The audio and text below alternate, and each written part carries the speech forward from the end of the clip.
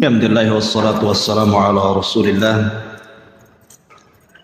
wa ala alihi wa sahbihi wa mawalah wa la hawla wa la quwata illa billahi wa ba'd.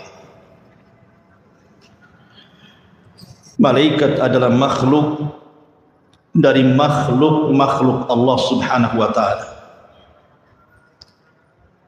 Sehebat apapun para malaikat, malaikat tidak punya rububiyah Allah, apalagi uluhiyah Allah Subhanahu wa ta'ala. Mereka sama dengan kita. Padahal kalau kita melihat kekuatan para malaikat itu luar biasa. Jibril alaihi salatu wassalam ketika menghancurkan negeri Sodom itu, bukan satu kota yang dihancurkan, 7 kota yang cukup dengan satu sayapnya ditancapkan ke 7 kota itu langsung diangkat ke langit, kemudian sampai di langit ditumpahkan lagi ke bumi. Itu satu malaikat. Belum lagi kalau kita menceritakan tentang malaikat yang memikul arsy Allah Subhanahu wa ta'ala. Ketika Nabi SAW diizinkan untuk mensifatkan malaikat yang memikul arsy itu, kakinya berada di dasar bumi, kemudian badannya menjulang ke langit sampai 7 lapis langit, dan kemudian bahunya sampai memikul arsy Allah Subhanahu wa ta'ala. Itu satu malaikat memikul arsy sebesar itu. Tetapi walaupun demikian, kita katakan bahwa malaikat tetaplah malaikat. Dia adalah makhluk Allah Subhanahu wa ta'ala.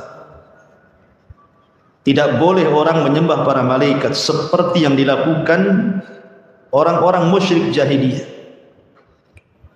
Mereka menganggap bahwa Tuhan-Tuhan yang mereka sembah seperti Lata, Uzza, Manat dan yang semacamnya, mereka mengatakan itu banatullah, anak-anak putrinya Allah.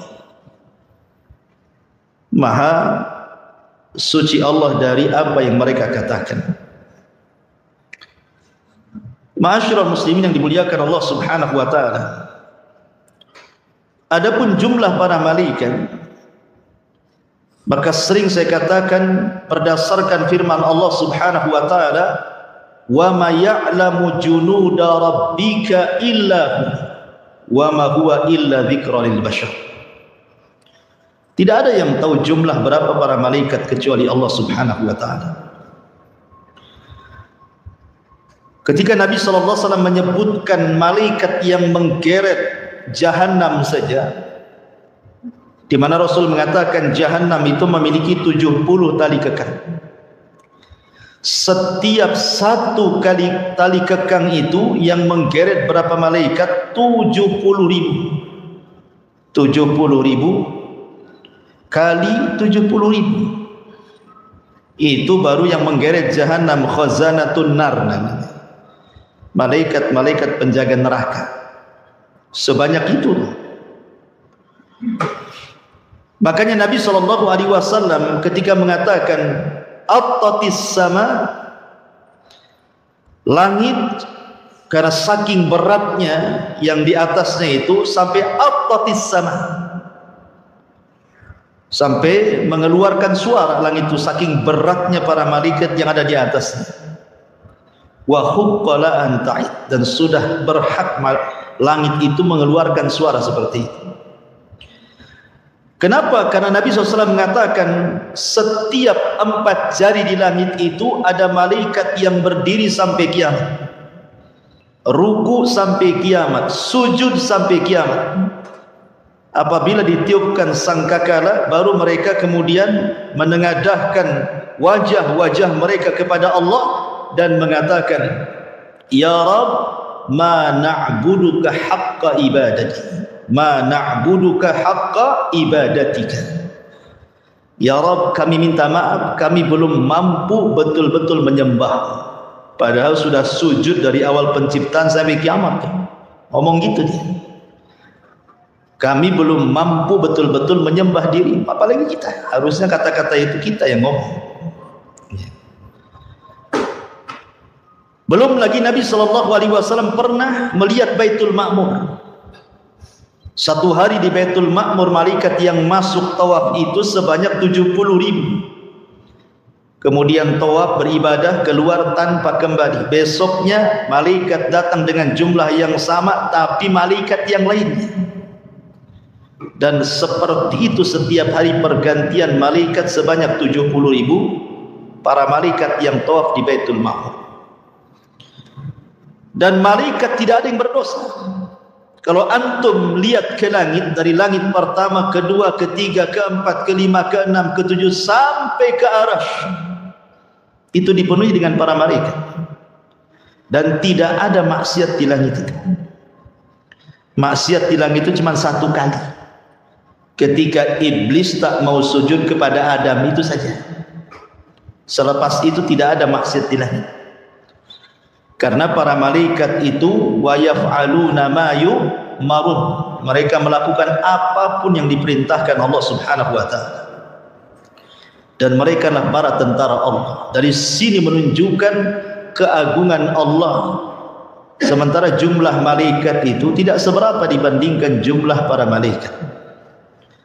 Makanya ada istilah, sekalipun manusia dan jin ini kufur kepada Allah Subhanahu wa taala, tidak akan mengurangi kekuasaannya.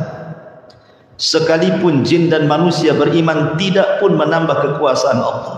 Karena Allah penuh dengan tentaranya para malaikat yang tidak pernah bermaksiat kepadanya. Ma'asyiral muslimin yang dimuliakan Allah Azza wa Jalla, Al-Quran ada menyebutkan beberapa nama dan juga hadis Nabi SAW seperti Jibril, Mikail, Israfil, Malakul Maut, kemudian Ridwan, Zabaniyah, Amalatul Arash, malaikat hafadha yang menjaga kita, malaikat kiram al-katibin yang mencatat kita, dan begitu seterusnya. Adapun kalau kita bicara tentang sifat-sifat para malaikat secara singkat, malaikat adalah makhluk yang tidak makan. Mereka tidak minum, tidak kencing, tidak buang hajat, dan mereka tidak mengeluarkan kotoran dari badannya. Jumlah mereka tadi saya katakan tidak terbilang, yang tahu hanya Allah Subhanahu wa taala, dan mereka bisa tasyakkul, beralih rupa. Di antara mereka ada yang ditugaskan oleh Allah untuk memikul arsy. Di antara mereka ada yang ditugaskan oleh Allah Subhanahu wa taala sebagai penjaga jahannam, dan jumlahnya 19 berdasarkan nas Al-Qur'an, 19 malaikat. Dan mereka memiliki kekuatan yang luar biasa, walaupun 19 tapi kekuatannya melebihi malaikat-malaikat yang banyak. Di antara mereka adalah para penjaga surga. Di antara mereka sahibul wahyi yang khusus menurunkan wahyu seperti Jibril. Kemudian di sana ada Raqib dan Atid yang mencatat kiri kanan kita. Kemudian di sana ada malaikat hafadhah. Hafadhah ini malaikat yang menjaga kita. Apakah kita mukmin atau kafir, tetap dijaga oleh Allah Subhanahu wa taala dengan dikirimnya para malaikat. Dan ini bentuk rahmat Allah itu luas.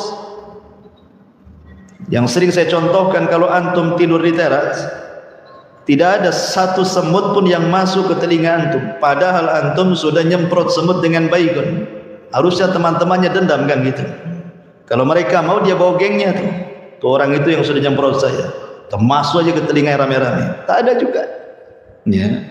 Kenapa? Karena Allah menjaga kita dengan hafadhah, dengan para malaikat yang menjaga.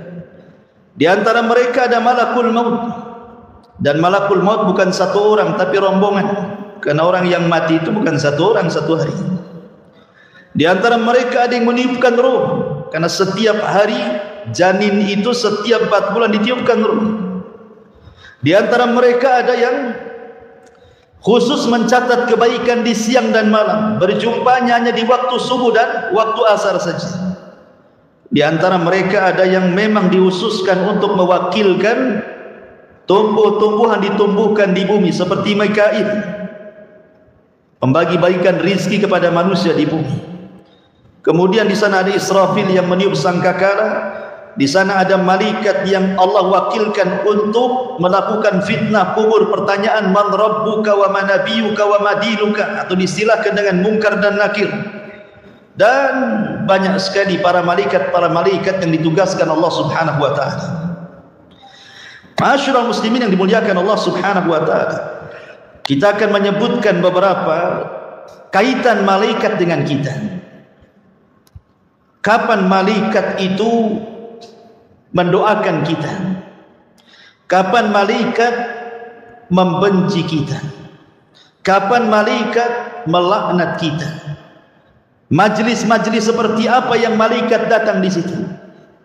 Inilah yang kita akan bahas. Ma'asyiral muslimin yang dimuliakan Allah Subhanahu wa taala,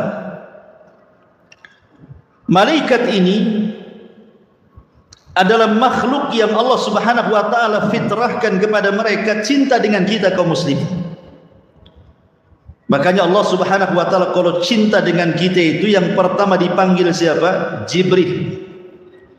Kemudian Allah Subhanahu wa taala katakan kepada Jibril, ya Jibril, inni uhibbu fulanan fa ahibbahu. Jibril, aku suka dengan si fulan, kata Allah, maka engkau harus suka juga dengan si fulan. Maka Jibril memanggil seluruh malaikat yang ada di bumi, yang ada di langit, dan yang sedang bertugas dimanapun, dan mengatakan, ya malaikat Allah, innallaha ahabba fulanan fa'ahibbuhu. Wahai malaikat-malaikat Allah, dimanapun kalian berada, Allah sudah suka dengan si fulan, maka kalian semua harus suka dengan si fulan. Maka ketika itu Allah Subhanahu wa taala menanamkan kecintaan kepada si fulan tersebut, kecintaan penduduk langit dan kecintaan penduduk bumi. Dengan sebab itu Allah tanamkan dua kecintaan. Kecintaan penduduk langit maksudnya para malaikat, kecintaan penduduk bumi maksudnya manusia dan jin. Lalu apa faedahnya antum dicintai malaikat itu? Dan apa faedahnya antum dicintai manusia? Adapun faedahnya antum dicintai malaikat, malaikat yang mencatat amal kita, yang mengantarkan kebaikan kita kepada Allah, yang mencabut nyawa kita. Kalau malaikat sudah suka dengan kita, tidak mungkin dia mengantarkan yang buru-buru, tidak mungkin pula mencabut kita dalam posisi su'ul khotimah. Tetapi kalau faedahnya manusia cinta dengan kita, itu sebagai rekomendasi bagi kita saat kematian kita, bahwa kita mati di atas kebaikan. Sebagaimana di zaman Rasul ada orang bawa jenazah, semua memuji jenazah itu. Kemudian datang lagi jenazah, semua mencela jenazah itu. Kemudian Rasul mengatakan wajabat. Kemudian sahabat mengatakan, apa makna wajabat wahai Rasul? Maka Rasul mengatakan, jenazah yang pertama yang dipuji manusia, wajabat lahul jannah, maka dia pasti masuk surga. Tapi jenazah yang kedua yang dicaci maki, dicela manusia, wajabat lahun nar, maka dia wajib masuk neraka, kata. Jadi tazkiyah manusia terkadang penting. Makanya kalau jenazah disolatkan 40 orang yang tidak menyekutukan Allah, semua bertauhid, kecuali akan mendapatkan syafaat jenazah itu. Ma'asyiral muslimin yang dimuliakan Allah Subhanahu wa taala, kecintaan malaikat kepada orang-orang yang beriman itu sampai membantu dalam peperangan, perang Badar. Kalaulah bukan karena Allah, kemudian 5.000 malaikat dipimpin Jibril, sudah kalah tuh perang Badar itu. Tapi Allah turunkan 5.000 malaikat dipimpin Jibril, menang perang itu. Kemudian juga saking senangnya malaikat kepada orang-orang yang beriman, mereka bersalawat. Sebagaimana Allah Subhanahu wa taala mengatakan dalam surah Al-Ahzab 43, huwallazi yusalli 'alaikum wa malaikatuhu liyukhrijakum minadh-dhulumati ilan nur wa kana bil mu'minina rahima. Dialah Allah yang telah bersalawat kepada kalian. Kalau salawatnya Allah, maksudnya Allah memberikan rahmat. Kalau ada kalimat salawat dari Allah, artinya Allah memberikan rahmat. Seperti innallaha wa malaikatahu yusalluna 'alan nabi. Ya. Sesungguhnya Allah dan para malaikatnya bersalawat kepada Nabi. Maksud salawatnya Allah apa? Memberikan rahmat. Maksudnya salawatnya malaikat apa maksudnya? Mendoakan dan memintakan ampun akan dosa-dosa kita. Jadi malaikat itu mendoakan kebaikan kepada kita dan juga mendoakan ampunan kepada kita. Walladzi yusalli 'alaikum wa malaikatuhu liyukhrijakum minadh-dhulumati ilan. Ma'asyiral muslimin yang dimuliakan Allah Azza wa Jalla, bahkan malaikat itu hadir di majlis-majlis ilmu, di majlis-majlis zikir, di majlis-majlis yang dibacakan Al-Quran di situ. Baik di masjid, baik di rumah, baik di majlis taklim, dimanapun. Kalau majlis itu ada zikirnya, ada mempelajari halal haramnya, ada bacaan hadis dan Qurannya, maka malaikat akan datang. Kemudian malaikat akan mendoakan dan memintakan ampun kepada orang-orang yang ada di majlis itu. Dan itu berdasarkan hadis Abu Hurairah radhiyallahu anhu. Kemudian juga para malaikat, mereka tidak pernah lepas dari kita. Malaikat itu tidak pernah akan lepas dari kita. Di sana ada malaikat raqib dan atid. Sejak kita lahir sudah diwakilkan oleh Allah untuk mencatat kebaikan dia dan menjadi korin dia yang baik. Belum lagi kesehari-hariannya. Tadi saya katakan ada malaikat itu yang setiap pagi dia memperhatikan kita dan mencatat amalan kita sampai waktu asar. Kemudian di waktu asar mereka naik ke langit, kemudian meletakkan catatan kebaikan kita di Sidratil Muntaha. Kemudian ganti dengan malaikat yang di malam hari memperhatikan kita terus, kemudian mencatat kebaikan kita di malam hari. Apakah kita tahajud, apakah kita witir, apakah kita zikir, apakah kita baca Quran, apakah kita tafakkur, dicatat semuanya sampai waktu subuh. Kemudian naik, kemudian diangkat ke langit dan diletakkan di Sidratil Muntaha. Jadi malaikat itu terus akan memperhatikan manusia. Termasuk juga malaikat itu ada yang ditugaskan, ikhwan, hanya menyampaikan sholawat ke kuburan Nabi. Jadi kalau antum bersolawat Allahumma salli ala Sayyidina Muhammad, ini ada malaikat yang menyampaikan sholawat saya, langsung melesat ke kuburan Nabi. Kemudian disampaikan, ya Nabi Allah, si fulan bersalawat kepadamu, maka Rasul akan bersalawat 10 kali kepada kita. 1 kali bersalawat kepada Nabi, Rasul bersalawat berapa? 10 kali kepada kita. Ya. Jadi ada malaikat-malaikat yang mereka mengaminkan setiap doa orang-orang yang beriman saat berdoa. Makanya Nabi SAW mengatakan, da'watul mar'il muslim li akhihi bi dhahril ghaibi mustajabatun inda ra'sihi malakun kullama da'a li akhihi bi khairin qala al malakul muwakkal bihi amin walaka bimithli. Doa seseorang kepada saudaranya tanpa sepengetahuan dia, maka ketika dia berdoa ada malaikat di atas kepala kita. Setiap kita berdoa untuk saudara kita tanpa sepengetahuannya, malaikat yang di atas kepala mengatakan, dan kau akan mendapatkan hal yang sama dengan doamu kepada saudara. Ma'asyiral muslimin yang dimuliakan Allah Subhanahu wa taala. Kemudian juga para malaikat itu memberikan tabsyir, kabar gembira, dan juga takhwif, penakut-nakuti saat manusia sedang sakaratul maut itu. Kalau dia ruhnya seorang mukmin, dikasih kabar gembira, alla takhafu wa la tahzanu wa abshiru bil jannati allati kuntum tu'adun. Jangan takut, jangan sedih, surga sudah menanti. Tapi kalau dia ruhnya yang jahat, malaikat menakut-nakuti, ukhruji ya ayyuhan nafsul khabitha ila sakhati minallahi wa ghadabi. Keluar wahai ruh yang jelek kepada kemurkaan dan kemarahan Allah Subhanahu wa taala. Ma'asyiral muslimin yang dimuliakan Allah Azza wa Jalla. Siapa orang-orang yang akan dilaknat para malaikat? Jadi malaikat itu ada yang ditugaskan Allah khusus untuk melaknat saja tugasnya. Siapa orang-orang yang akan dikutuk dilaknat para malaikat itu? Pertama, orang yang menyembunyikan ilmu, tahu kebenaran tapi disembunyikannya, tidak mau disampaikan. Dan itu berdasarkan surah Al-Baqarah 159. Innal ladzina yaktumuna ma anzalna minal bayyinati wal huda min ba'di ma bayyanahu lin-nasi fil kitab ulaika yal'anuhumullahu wa yal'anuhumul la'in. Orang-orang yang menyembunyikan apa yang kami turunkan dari keterangan-keterangan dan petunjuk setelah kami sampaikan dan jelaskan kepada manusia dari kitab tersebut, maka mereka orang-orang yang dilaknat Allah, dan mereka dilaknat orang-orang yang melaknat mereka, termasuk malaikat di dalamnya. Yang kedua, orang-orang yang melakukan bid'ah dalam agama.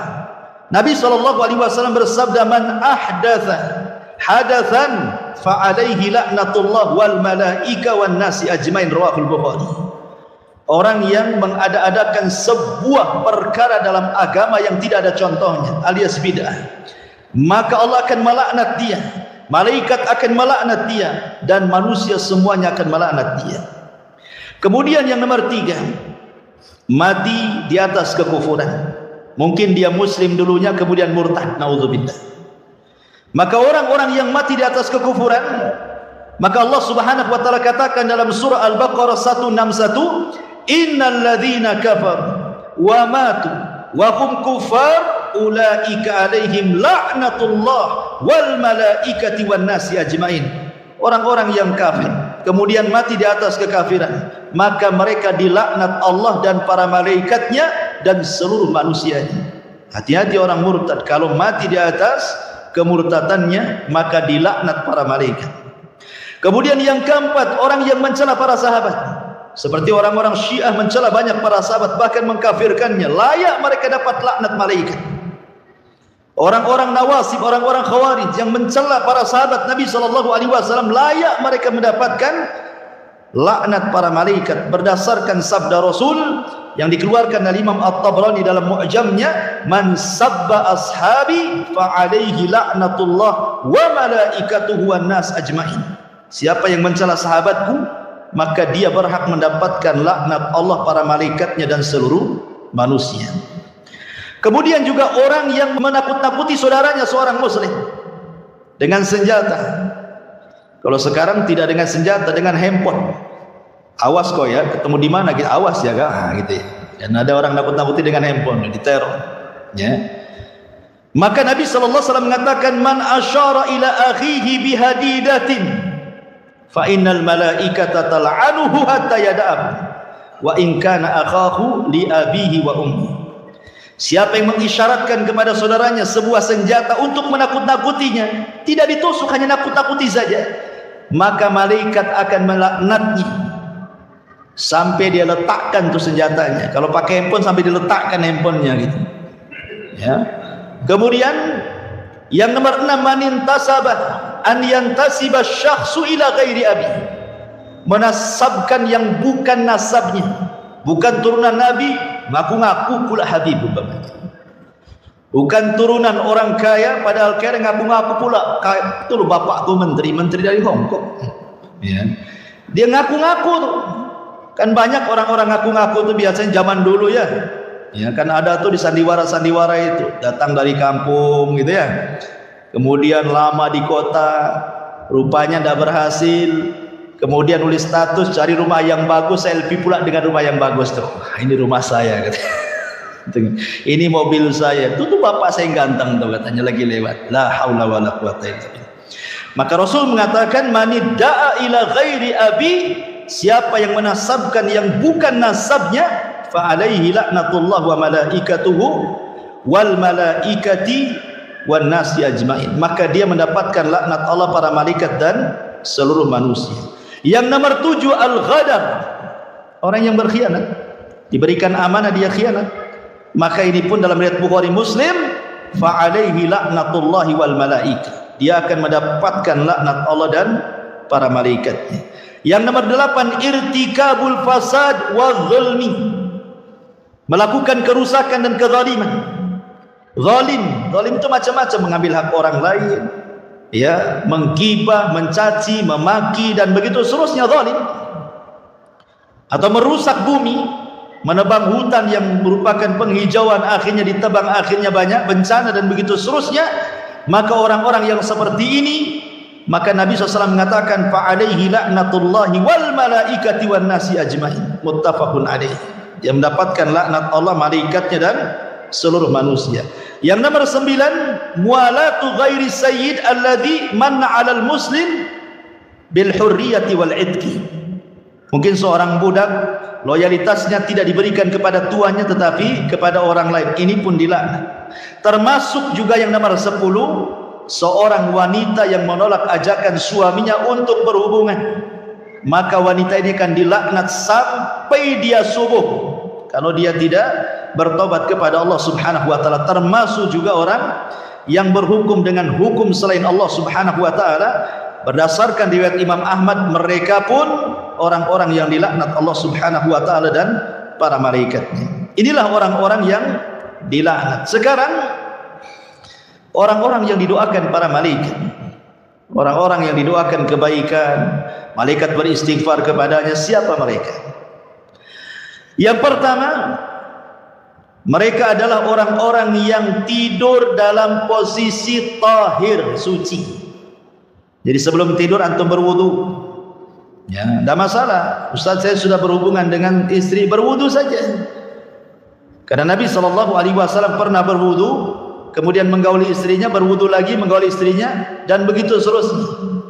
Nah, padahal wudu itu kan menghilangkan hadas kecil. Kalau dia melakukan hadas besar kan secara otomatis batal kan. Wudu untuk tidur berbeda hukumnya.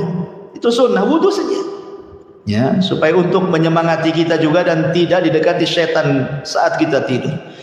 Apalagi dia memang tidak melakukan hubungan, kemudian dia berwudu betul-betul ingin membersihkan dari hadas besar dan hadas kecil, maka disebutkan dalam sahih targhib dan tarhib, man bata tahiran bata fi syiarihi malakun.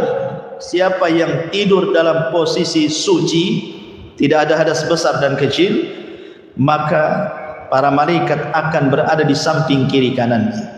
Setiap dia guling ke kanan, malaikat sebelah kanan mengatakan Allahumma gfir lahu, Allahumma arhamhu. Ya Allah, ampuni dosa orang ini. Ya Allah, rahmati orang ini. Berguling lagi ke kiri, sebelah kirinya mengatakan yang sama. Ya Allah, ampuni orang ini, rahmati orang ini, sampai dia bangun. Ya, bangun saja jadi ibadah, ikhwan.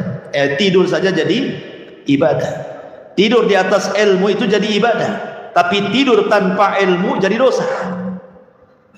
Ya kan, tidur di atas ilmu, tahu nih kalau saat tidur antum didoakan malaikat kiri dan kanan, ketika itu tidur antum jadi ibadah. Dan mimpi-mimpinya pun pasti enak itu. Tapi kalau seandainya tidur antum tidak demikian, bisa saja mimpinya aneh-aneh. Ya. Ini yang pertama. Yang kedua, muntadirus sholat, orang-orang yang menunggu sholat. Nah, seperti kita ini sedang menunggu sholat. Dari maghrib tadi sholat, sambil nunggu sholat ada pengajian nunggu sholat isya, kan itu. Maka Nabi SAW mengatakan, inna ahadakum ma qa'ada yantadirus sholata fi sholatin ma lam yuhdis tad'ulahul malaika. Sesungguhnya salah seorang di antara kalian tidaklah duduk menunggu sholat setelah sholat dan dia tidak berhadas sampai sholat kembali, maka para malaikat akan mendoakan dia, Allahumma gfir lahu, Allahumma arhamhu. Ya Allah, ampuni dosa orang ini, ya Allah, rahmati orang ini. Kemudian yang nomor 3, orang yang berada di saf yang paling depan dalam sholat. Ya. Kemudian juga orang yang di saf sebelah kanan, termasuk orang yang berburu saf paling depan, maka mereka adalah orang-orang yang didoakan kebaikan para malaikat. Kemudian juga orang-orang yang mendapatkan aminnya para malaikat. Makanya setiap imam saat membaca ghairil maghdubi alaihim waladhdallin, maka aminnya bareng-bareng. Jangan nunggu imam amin baru makmum amin, tapi bareng-bareng. Ketika ghairil maghdubi alaihim waladhdallin, maka imam mengatakan amin, semua makmum ikut amin.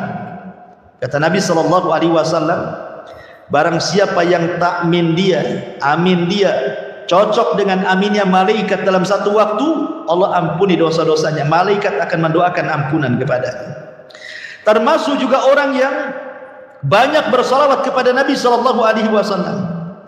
Termasuk tadi saya katakan doa kepada orang yang antum tidak tahu bahwa antum sedang doakan dia.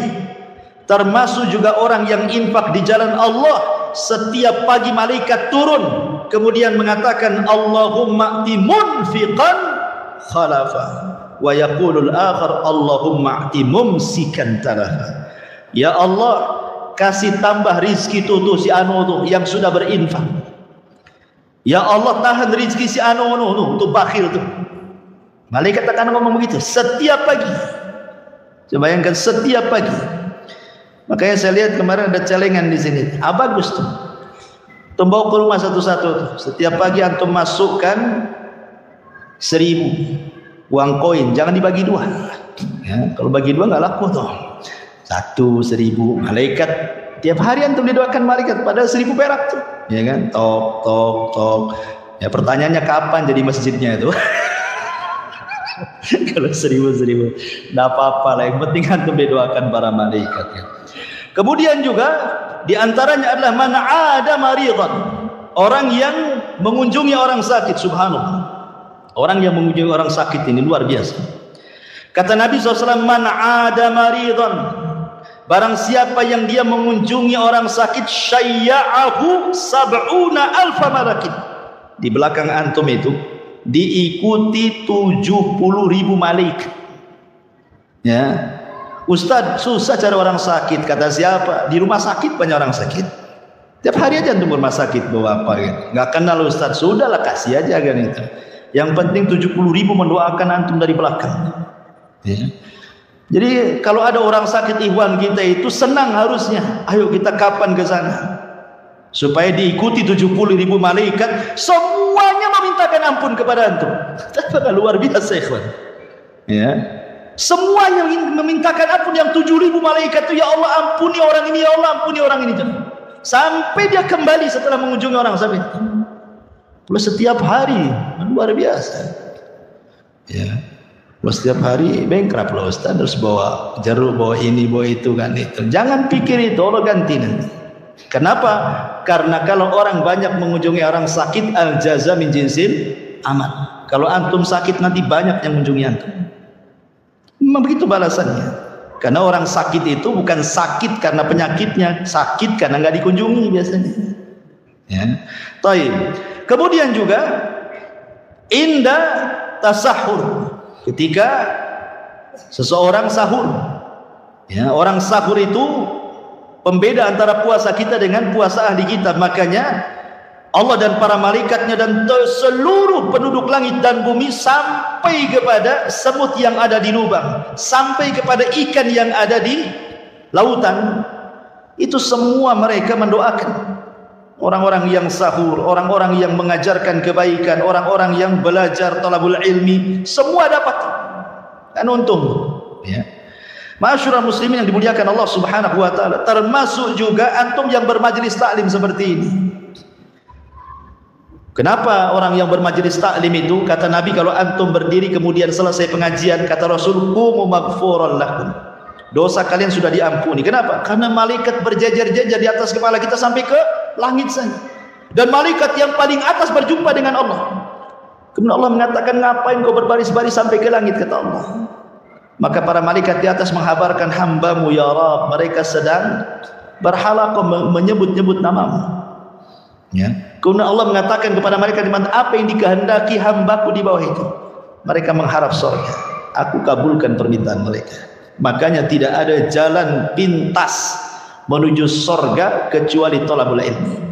Man salaka tariqan yaltamisu fihi ilma sahhalallahu bihi tariqan ilal jannah. Siapa yang meniti sebuah jalan dan jalan itu menuju kepada ilmu syar'i, maka itulah jalan yang paling mudah menuju surga. Makanya dulu para ulama itu kalau menghadiri majelis taklim itu luar biasa. Antum tahu Abu Yusuf, muridnya Abu Hanifah, dihabarkan padanya anaknya meninggal. Dia bayar orang karena dia kaya, dia bayar orang, tolong urus jenazah anak saya. Kemudian dikatakan, kenapa kau tidak urus, itu kan anakmu? Oh, tidak bisa. Kalau saya mengurus jenazah anakku, nanti aku luput pelajaran Abu Hanifah. Sampai dia mewakilkan orang untuk menguburkan jenazah anaknya, takut luput pelajaran Abu Hanifah. Antum mau telat ngaji sama saya, gak peduli amat katanya. Gak datang pun gak peduli. Kan nanti minggu depan ada lagi katanya. Subhanallah. Ma'asyiral muslimin yang dimuliakan Allah Azza wa Jalla. Inilah diantara orang-orang yang didoakan kebaikan oleh para malaikat. Ada amalan-amalan itu yang malaikat nyingkir dari kita, nggak mau dekat-dekat dengan kita. Ya. Seperti apa? Orang-orang yang durhaka kepada orang tua, orang-orang yang memutus silaturahim.